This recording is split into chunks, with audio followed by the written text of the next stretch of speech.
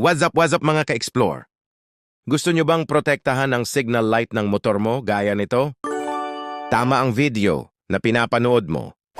Kadalasang nasisira yung mga ganitong signal light dahil minsan nasasabitan or natatamaan ng matitigas na bagay. Kaya may nakaimbento ng guard at grill para protektahan at gawing matibay parang pader.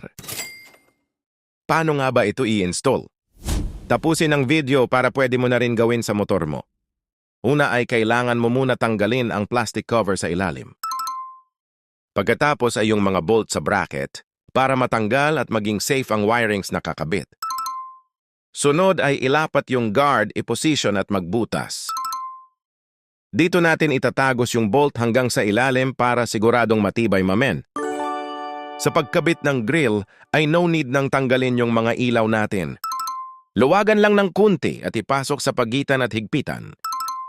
Hindi naman basta-basta matatanggal yan dahil parang hook yung dulo at sasabit ito. Ganun lang kadali, di ba? Sana nakatulong sa iyo para sa labor ay iwas gasto.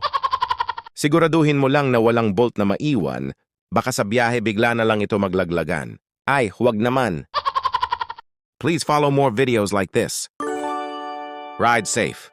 Peace out.